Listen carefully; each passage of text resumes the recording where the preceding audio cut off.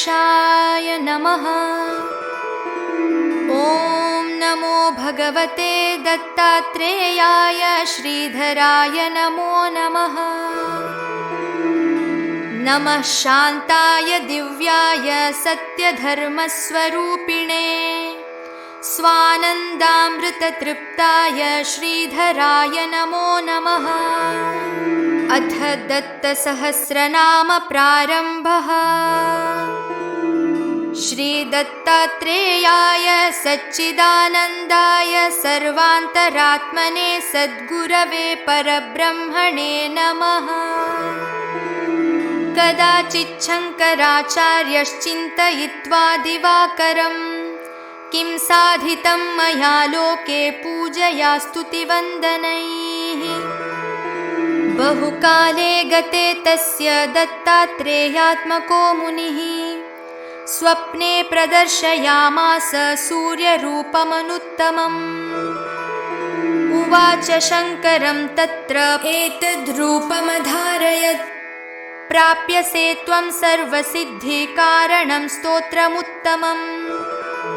उपदेक्ष्ये दत्तनाम सहस्रं देवपूजितम् दातुं वक्तुमशक्यं च रहस्यं मोक्षदायकम्।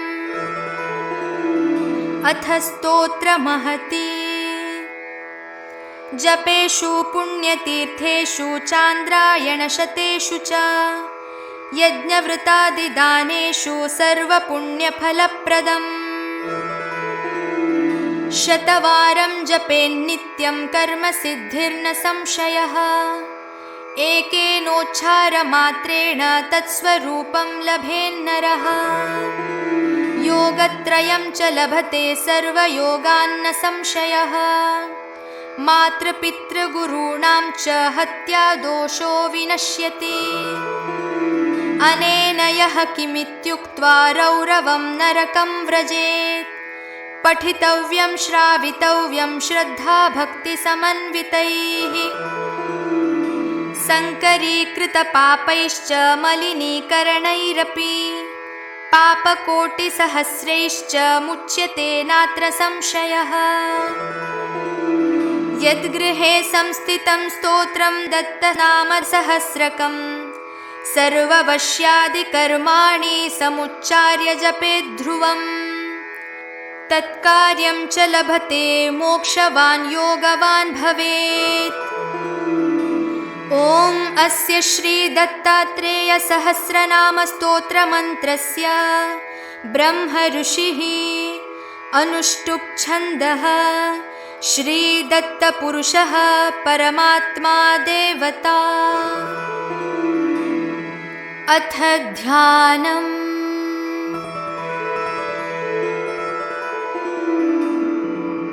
बालार्कप्रभमिन्द्रनीलजटिलं भस्माङ्गरागोज्ज्वलं शान्तं नादविलीनचित्तपवनं शार्दूलचर्माम्बरम्। ब्रह्माद्यै सनकादिभिः परिवृतं सिद्धैर्महायोगिभिः दत्तात्रेयमुपास्महे हृदि मुदा ध्येयं सदा योगिनाम्। ॐ श्रीमान् देवो विरूपाक्षो पुराणपुरुषोत्तमः ब्रह्मा परो यतीनाथो दीनबन्धुकृपानिधिः। सारस्वतो मुनिर्मुख्यस्तेजस्वी भक्तवत्सलः धर्मो धर्ममयो धर्मी धर्मदो धर्मभावनः। भाग्यदो भोगदो भोगी भाग्यवान् भानुरञ्जनः। भास्करो भयहा भर्ता भावभूर्भवतारणः। कृष्णो लक्ष्मीपतिर्देवः पारिजातापहारकः। सिंहाद्रिनिलयः शम्भुर्व्यङ्कटाचलवासकः। कोल्लापुरे श्रीजपवान् माहुरार्जितभिक्षुकः। सेतुतीर्थविशुद्धात्मा रामध्यानपरायणः।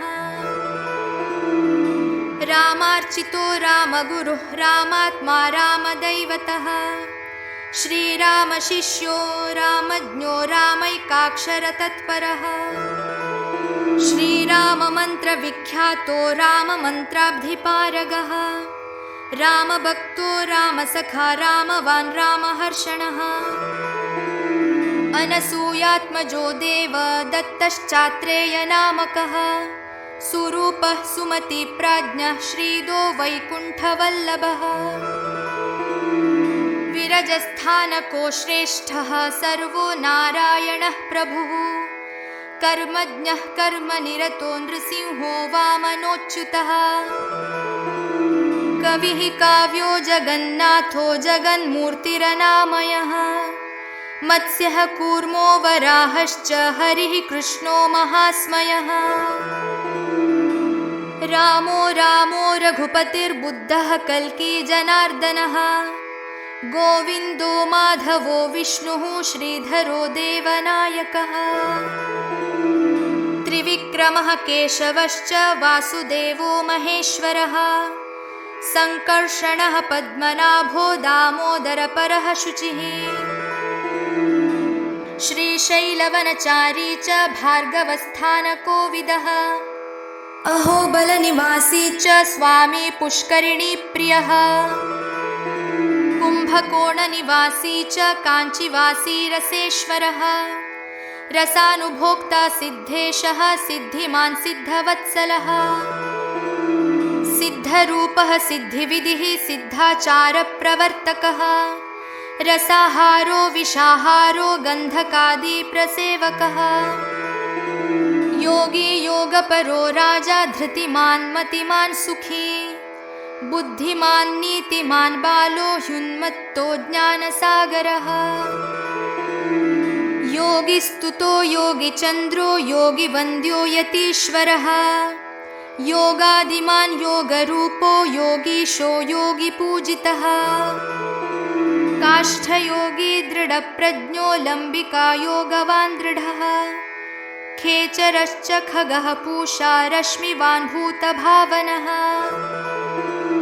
ब्रह्मज्ञः सनकादिभ्यः श्रीपतिः कार्यसिद्धिमान् स्पृष्टा स्पृष्टविहीनात्मा योगज्ञो योगमूर्तिमान् मोक्षश्रीर्मोक्षदो मोक्षी मोक्षरूपो विशेषवान् सुखप्रदः सुखः सौख्यः सुखरूपः सुखात्मकः रात्रिरूपो दिवारूपः सन्ध्यात्मा कालरूपकः कालः कालविवर्णश्च बालः प्रभुरतुल्यकः सहस्रशीर्षा पुरुषो वेदात्मा वेदपारगः सहस्रचरणोऽनन्तः सहस्राक्षो जितेन्द्रियः स्थूलसूक्ष्मो निराकारो निर्मोहो भक्तमोहवान् महीयान् परमाणुश्च जितक्रोधो भयापहः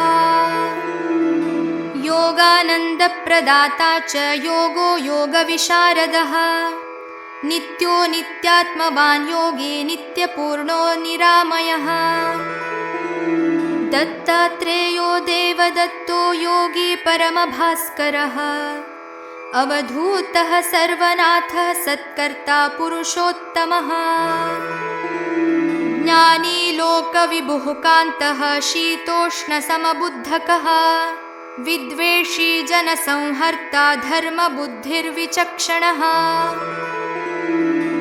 नित्यतृप्तो विशोकश्च द्विभुजः कामरूपकः कल्याणोऽभिजनो धीरो विशिष्टः सुविचक्षणः श्रीमद्भागवतार्थज्ञो रामायणविशेषवान् अष्टादशपुराणज्ञो षड्दर्शनविजृम्भकः निर्विकल्पः सुरश्रेष्ठो ह्युत्तमो लोकपूजितः गुणातीतः पूर्णगुणी ब्रह्मण्यो द्विजसंवृतः दिगम्बरो महाज्ञेयो विश्वात्मात्मपरायणः वेदान्तश्रवणो वेदी कलावान् निष्कलत्रवान् मितभाष्यमितभाषी सौम्यो रामो जयः शिवः सर्वजित् सर्वतो भद्रो जयकाङ्क्षी सुखावहः प्रत्यर्थी कीर्तिः संहर्ता मन्दरार्चितपादुकः वैकुण्ठवासी देवेशो विरजः स्नातमानसः श्रीमेरुनिलयो योगी बालार्कसमकान्तिमान् रक्ताङ्गः श्यामलाङ्गश्च बहुवेषो बहुप्रियः महालक्ष्म्यन्नपूर्णेशः स्वधाकारो यतीश्वरः स्वर्णरूपः स्वर्णदायी मूलिकायन्त्रकोविदः अदितमूलिकायन्त्रः भक्ताभीष्टप्रदो महान् शान्ताकारो महामायो माहुरस्थो जगन्मयः बद्धासनश्च सूक्ष्मांशी मिताहारो निरुद्यमः ध्यानात्मा ध्यानयोगात्मा ध्यानस्थो ध्यानसत्प्रियः सत्यध्यानः सत्यमयः सत्यरूपो निजाकृतिः त्रिलोकगुरुरेकात्मा भस्मोद्धूलितविग्रहः प्रिया प्रियसमः पूर्णः लाभालाभो समप्रियः सुखदुःखसमो ह्रीमान् हिताहितसमः परः गुरुर्ब्रह्मा च विष्णुश्च महाविष्णुः सनातनः सदाशिवो महेन्द्रश्च गोविन्दो मधुसूदनः कर्ता कारयिता रुद्रः सर्वचारी तु याचकः सम्पत्प्रदो वृष्टिरूपो मेघरूपस्तपः प्रियः तपोमूर्तिस्तपोराशिस्तपस्वी च तपोधनः तपोमयस्तपः शुद्धो जनको विश्वसृग्विदिः तपः सिद्धस्तपः साध्यस्तपः कर्ता तपः क्रतुः तपः शमस्तपः कीर्तिस्तपोदारस्तपोत्ययः तपोरेतस्तपो ज्योतिस्तपात्मा चात्रिनन्दनः निष्कल्मषो निष्कपटो निर्विघ्नो धर्मभीरुकः वैद्युतस्तारकः कर्म वैदिको ब्राह्मणो यतिः नक्षत्रतेजो दीप्तात्मा परिशुद्धो विमत्सरः जटी कृष्णाजिनपदो व्याघ्रचर्मधरो वशी जितेन्द्रियश्चिरवासी शुक्लवस्त्राम्बरो हरिः चन्द्रानुजश्चन्द्रमुखः शुकयोगी वरप्रदः दिव्ययोगी पञ्चतपो मासर्तु वत्सराननः भूतज्ञो वर्तमानज्ञः एवं ज्ञो धर्मवत्सलः प्रजाहितः सर्वहितो अनिन्द्यो लोकवन्दितः आकुञ्चयोगसम्बद्धो मलमूत्ररसादिकः कनकीभूतमलवान् राजयोगविचक्षणः शकटादिविशेषज्ञो लम्बिकानीतितत्परः प्रपञ्चरूपी बलवान् एककौपीनवस्त्रकः दिगम्बरः सोत्तरीयः सजटः सकमण्डलुः निर्दण्डश्चासि दण्डश्च स्त्रीवेषः पुरुषाकृतिः तुलसीमालाधरो नित्यः रौद्रः स्फटिकमालिकः निर्मालिकः शुद्धतरः स्वेच्छा अमरवान् परः ऊर्ध्वपुण्ड्रस्त्रिपुण्ड्राङ्को द्वन्द्वहीनः सुनिर्मलः निर्जटः सुजटो हेयो भस्मशायी सुभोगवान् मूत्रस्पर्शो मलस्पर्शो जातिहीनः सुजातिकः अभक्ष्याभक्षो निर्भक्षो जगद्वन्दितदेहवान् भूषणो दूषणसमः कालाकालोदयानिधिः बालप्रियो बालरुचिर्बालवानतिबालकः बालक्रीडो बालरतो बालसङ्घवृतो बलिः बाललीलाविनोदश्च कर्णाकर्षणकारकः क्रयानीतवणिक्पण्यो गुडसूपादिभक्षकः बालवद्गीतसंहृष्टो मुष्टियुद्धकरश्चलः अदृश्यो दृश्यमानश्च द्वन्द्वयुद्धप्रवर्तकः उत्पलायमानो बलाढ्यो बालहासः सुसङ्गतः।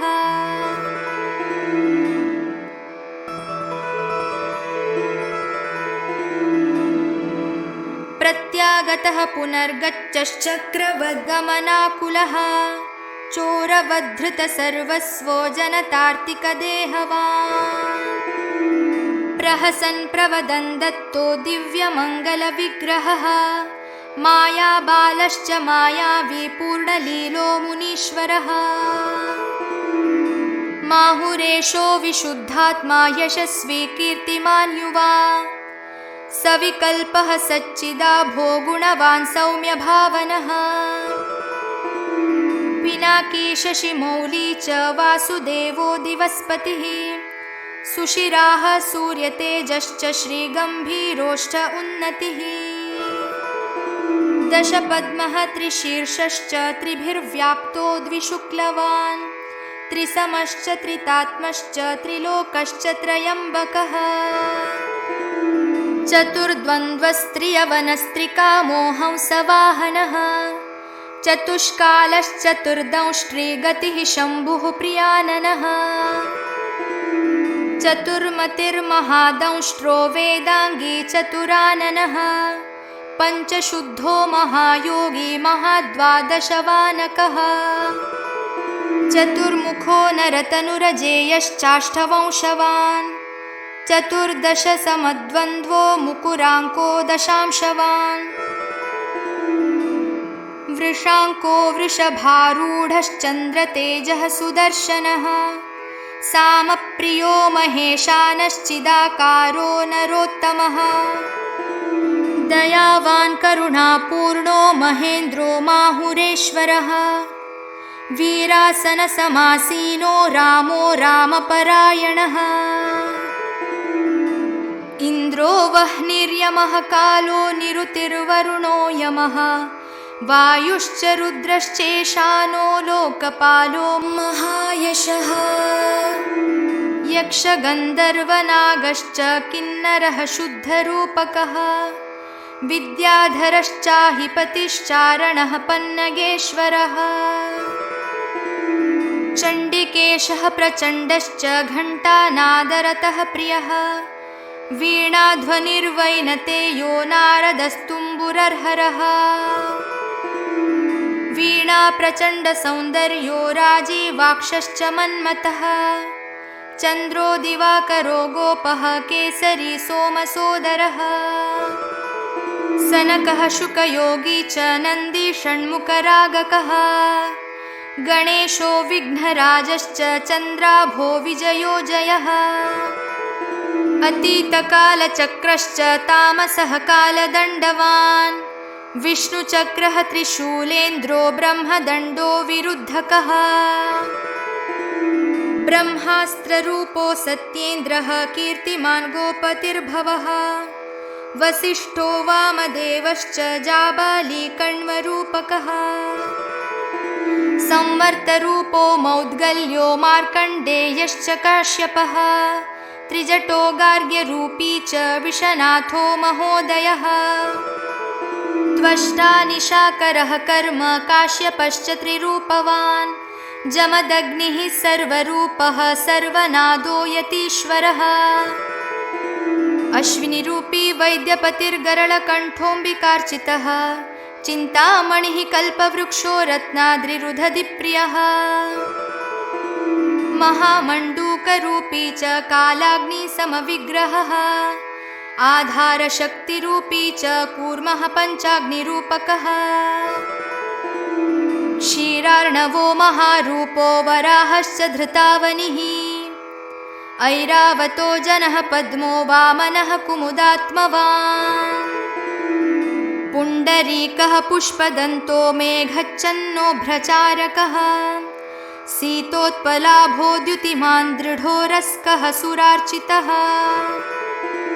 पद्मनाभः सुनाभश्च दशशीर्षः शतोदरः अवाङ्मुखो पञ्चवक्त्रो रक्षाख्यात्मा द्विरूपकः।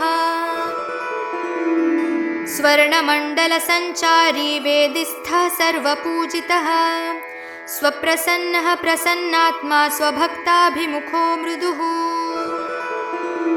आवाह्नितः सन्निहितो वरदो ज्ञानवत् स्थितः शालिग्रामात्मको ध्यातो रत्नसिंहासनस्थितः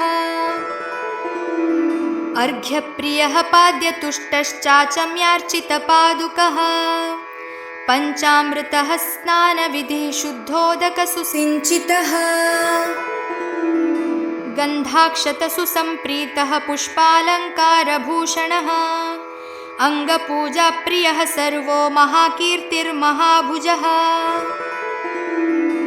नामपूजाविशेषज्ञः सर्वनामस्वरूपकः धूपितो दिव्यधूपात्मा दीपितो बहुदीपवान् बहुनैवेद्यसन्तुष्टो नीराजनविराजितः सर्वातिरञ्जितानन्दः सौख्यवान् धवलार्जुनः विरागो निर्विरागश्च यज्ञार्चाङ्गो विभूतिकः उन्मत्तो भ्रान्तचित्तश्च शुभचित्तः शुभाहुतिः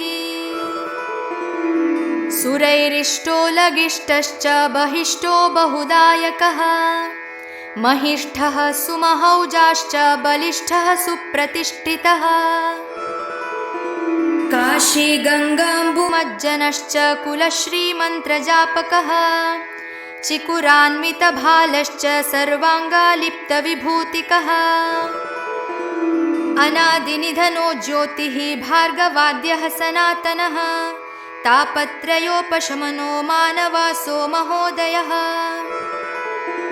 ज्येष्ठः श्रेष्ठः महारौद्रः कालमूर्तिः सुनिश्चयः ऊर्ध्वः समूर्ध्वलिङ्गश्च हिरण्यो हेमलिङ्गवान् सुवर्णः स्वर्णलिङ्गश्च दिव्यमूर्तिः दिवस्पतिः दिव्यलिङ्गो भवो भव्यः सर्वलिङ्गस्तु सर्वकः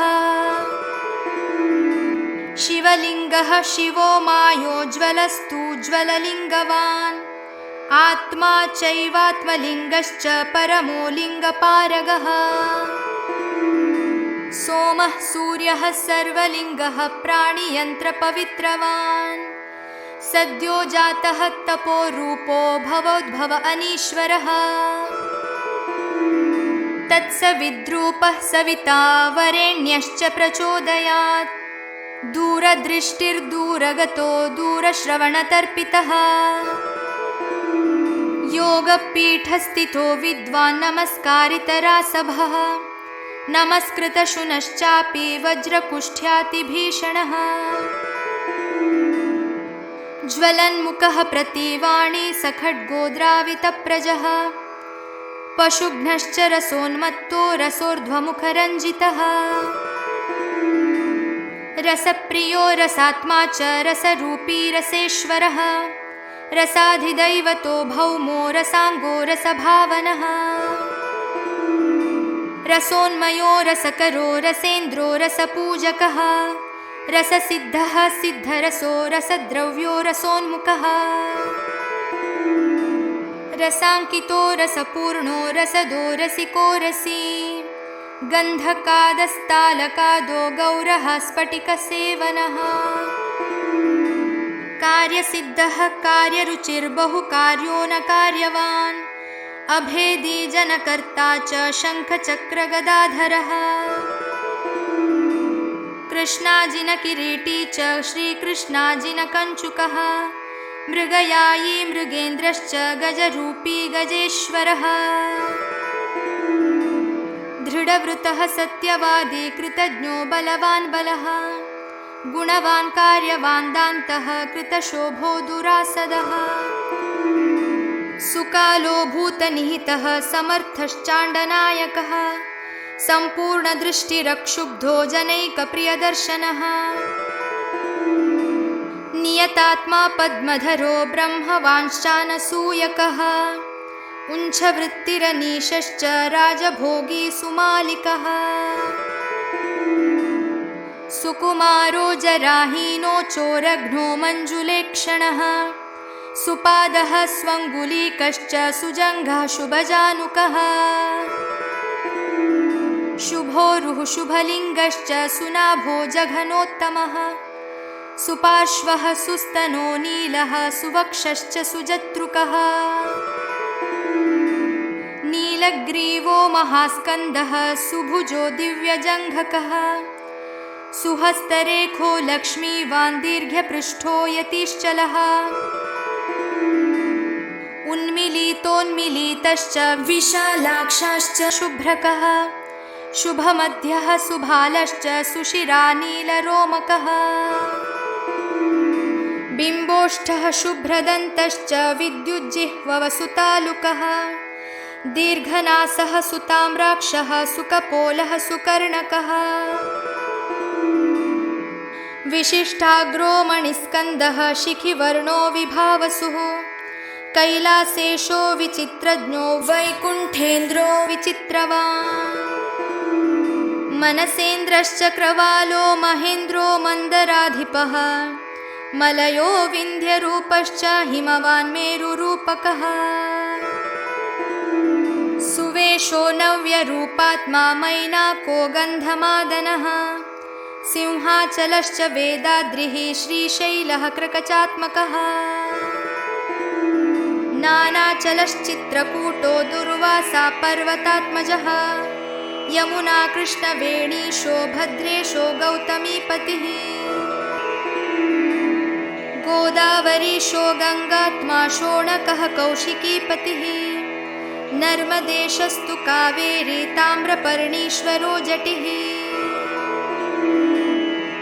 सरिद्रूपो नदात्मा च समुद्रः सरिदीश्वरः ह्रादिनीशः पावनीशो नलिनीशः सुचक्षुवान्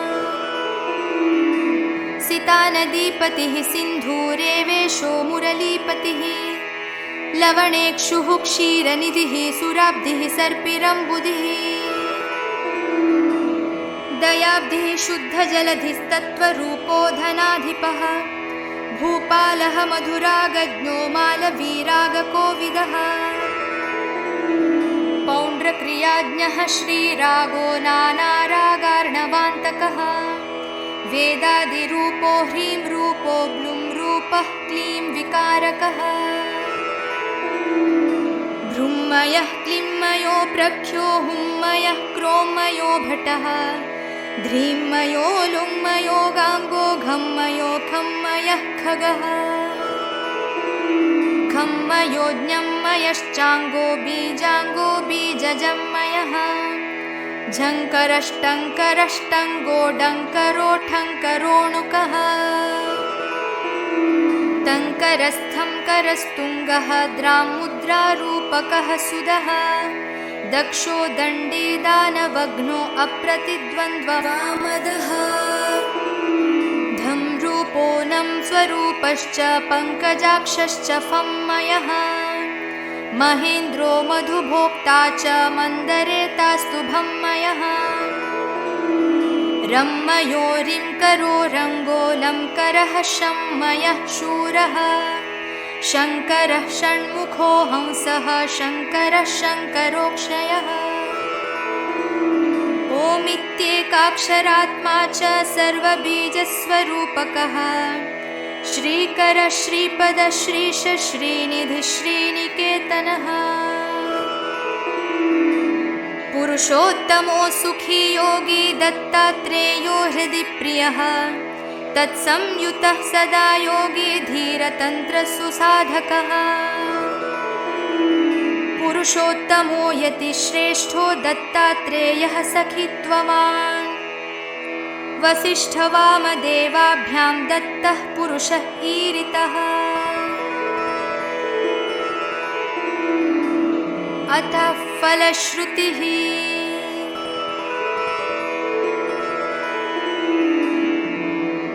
यावत् तिष्ठति ह्यस्मिन् तावत् तिष्ठति तत्सुखम् य इदं शृणुयान्नित्यं ब्रह्म सायुज्यतां व्रजेत्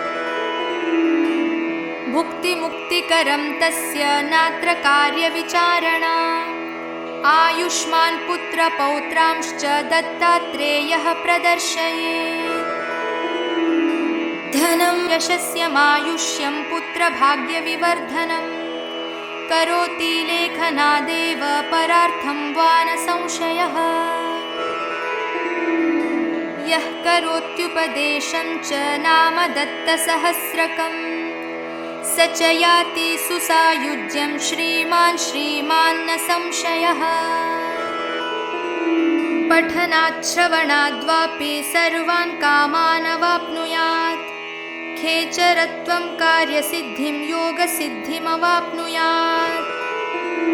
ब्रह्मराक्षसवेतालैः पिशाचैः कामिनी सुखैः पीडाकरैः सुखकरैः गृहैर्दुष्टैर्न बाध्यते। देवैः पिशाचैर्मुच्येत सकृदुच्चारणेन तु।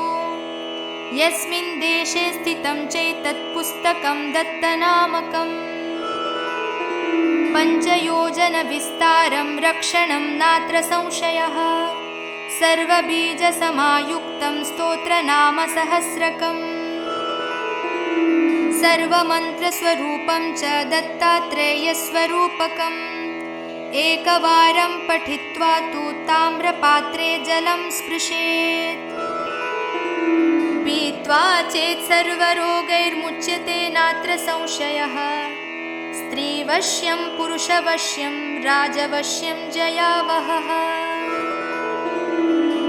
सम्पत्प्रदं मोक्षकरं पठे नित्यमतन्द्रितः।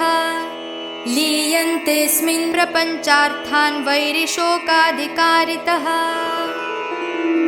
पठनात्तु प्रसन्नोऽहं शङ्कराचार्य बुद्धिमान्। भविष्यसि न सन्देहः पठितः प्रातरेव महान्। उपदेक्षे सर्वयोगान् लम्बिकादि बहून् वरान्। दत्तात्रेयस्तु चेत्युक्त्वा स्वप्ने चान्तरधीयते। स्वप्नादुत्थाय चाचार्यः विस्मयः परमं गतः। स्वप्नोपदेशितं स्तोत्रं दत्तात्रेयेन योगिना।